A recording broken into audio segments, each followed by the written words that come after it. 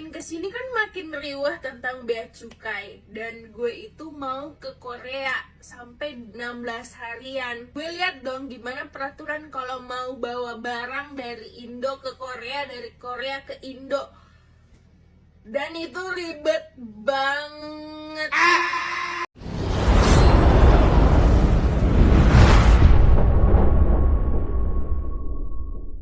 Kalian mendatangi terlebih dahulu pos bea dan cukai di terminal kedatangan untuk melaporkan barang yang akan kalian bawa kembali, disertai identitas diri, tiket perjalanan, dan boarding. Coba kalian ke TikToknya Bea Cukai Kuala Namu terus nonton video yang tadi. Jadi kalau kalian ke luar negeri, terus kalian membawa barang-barang yang berharga atau gadget atau apa, terus nanti kalian balik lagi ke Indonesia dan nggak mau dicurigain sama Bea Cukai kalau barang-barang itu sebenarnya memang kalian udah punya dari lama. Nah, tahapan-tahapan yang harus kalian lalui adalah: pertama, kalian harus datang ke terminal keberangkatan dulu untuk check-in dan cetak boarding pass. Tapi jangan masukin bagasi dulu. Nah, yang kedua, setelah kalian check-in dan cetak boarding pass, kalian pergi ke terminal kedatangan atau arrival untuk ke kantornya Bea Cukai. Jadi abis dari pintu keberangkatan, kalian ke pintu kedatangan untuk ke kantor Bea Cukai. Nah, abis ke kantor Bea Cukai, nah di situ kalian nanti bakal dicek barangnya, terus nanti kalian bakal dapat SPMB, itu ya, surat yang dimaksud sama mbaknya tadi. Udah dapat SPMB nih, kalian balik lagi ke terminal keberangkatan. Wow, sungguh sangat efektif ya. Habis kalian datang ke pintu keberangkatan, nah baru deh kalian masukin tuh bagasi kalian. Udah habis masukin bagasi, baru selanjutnya kalian pengecekan imigrasi. Baru deh kalian bisa berangkat. Wow, sangat-sangat efektif dan efisien ya. Cuma demi supaya kalian barang-barangnya nggak dicurigain sama Bea Cukai. Padahal nanti pas kalian datang lagi, balik lagi ke Indonesia, tetap dicek, disesuaiin sama surat si SPMB itu bener gak nih, disesuaiin. Oh iya bener nih, kalian bawa kamera, emang udah ada dari awal, bawa laptop, bawa gadget yang lainnya, bawa tas mahal apa gimana, tetap dicek juga kok. Aduh, menurut gue tahapan-tahapan kayak gitu bener-bener gak efisien banget. Dan lo bayangin kita harus berangkat berapa jam sebelum kita boarding. Biasanya ya kalau keberangkatan ke luar negeri, gue nih terutama, itu sebelum boarding gue 2 jam sebelumnya gue udah harus ada di waiting room, udah harus nunggu di sana. Lah, ini kalau misalnya harus lapor segala macam, bolak mondar-mandir dari pintu keberangkatan ke kedatangan, terus ke keberangkatan lagi, itu gue nggak tahu harus jalan jam berapa. Dan apalagi kalau kita bawa-bawa koper yang berat gitu, gerek-gerek mondar-mandir. Aduh, menurut kalian gimana? Coba deh komen. Makin kesini kan makin riuh tentang bea cukai. Dan gue itu mau ke Korea sampai 16 harian. Gue lihat dong gimana peraturan kalau mau bawa barang dari Indo ke Korea, dari Korea ke Indo. Dan itu ribet banget. Gue lihat yang ini, yang reels ini di akunnya Bea Cukai, yang kita tuh mesti daftarin dulu barangnya, terus kalau misalnya ada invoice mesti dikasih lampirkan invoice-nya kalau ini barang beneran dibeli di Indonesia. Gue kayak Dan ini gue lihat di X, katanya kalau lo mau ke luar negeri pas sampai terminal, perginya itu nggak ke departure tapi ke arrival dulu. Dan di sana lo tuh mesti ngantri dulu ke Bea Cukai untuk lapor lo tuh bawa barang apa aja. Abis itu lo tuh dikasih dokumen persetujuan untuk membawa barang ke luar negeri. Dan akan dikawal hingga barang yang dilaporkan benar-benar dibawa ke luar negeri melalui terminal departure.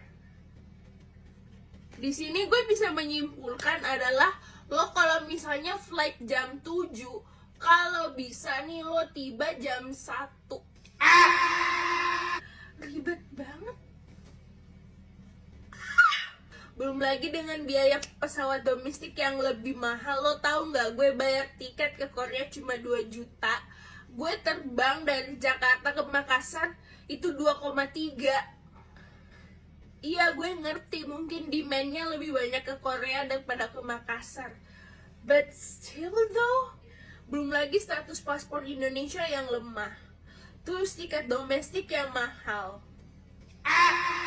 Terus gue liburan kemana? Ke Ancol. Ini juga pelajaran buat kita yang mau jalan-jalan ke luar negeri. Ini mungkin juga dampak dari mereka yang just tipper. Ya sebenarnya nggak salah, tapi ya menyalahi peraturan perpajakan. Nah, kita semua nih yang bakal kena akibatnya, padahal kita bukan just tip. Tapi apapun itu, lesson learned, kalau kita ke luar negeri, please banget datang lebih cepet. Bahkan jangan sampai 2 jam lebih cepet, karena ada peraturan baru nih dari bea cukai. Udah deh. Gue bermalam aja kali ya di hotel bandara gitu. Thank you. Nah, kemarin heboh video dari kantor BC Kuala Namu. Tentu maksud dari video itu baik, memberikan edukasi pada masyarakat, menjawab keingintahuan publik, namun ada substansi yang kurang pas. Pertama, tentu tidak ada maksud niat sedikit pun pemerintah Ditjen Bea Cukai membuat ribet atau mempersulit warganya sendiri yang akan bepergian ke luar negeri.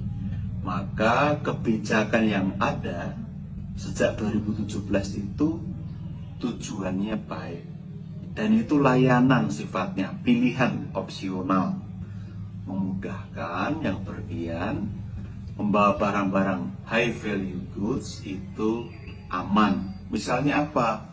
Pameran barang ke luar negeri, membawa alat olahraga yang besar-besar seperti sepeda, atau pertunjukan musik, mau syuting dan sebagainya.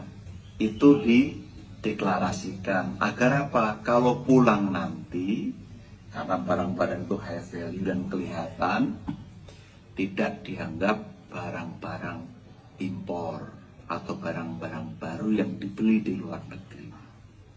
Jadi itu praktek selama ini, tidak ada perubahan, tidak ada perbedaan. Nah, kemarin heboh video dari kantor BC Kuala Namu. Tentu maksud dari video itu baik, memberikan edukasi pada masyarakat, menjawab keingintahuan publik, namun ada substansi yang kurang pas. Untuk itu kami luruskan dan mohon maaf atas ketidaknyamanan yang terjadi. Jadi kami pastikan sekali lagi, tidak ada perubahan, praktek tetap seperti ini, risk management berlaku. Kita yang pergian selama ini kan juga tidak pernah diperiksa kalau pergi luar negeri, bawa barang apa, dan jarang sekali kita deklarasi. Maka mari terus kita dukung teman-teman bea cukai menerapkan aturan dengan baik, dengan objektif, dengan bijak di lapangan, dan kita tetap bisa bepergian, melakukan perjalanan dengan aman dan nyaman. Terima kasih untuk para sahabat yang telah memberikan kritik, masukan, dan saran. Itu vitamin untuk perbaikan kami. Tetap semangat dan mari kita lakukan perjalanan bisnis, traveling, wisata dengan aman, lancar, dan nyaman. Terima kasih.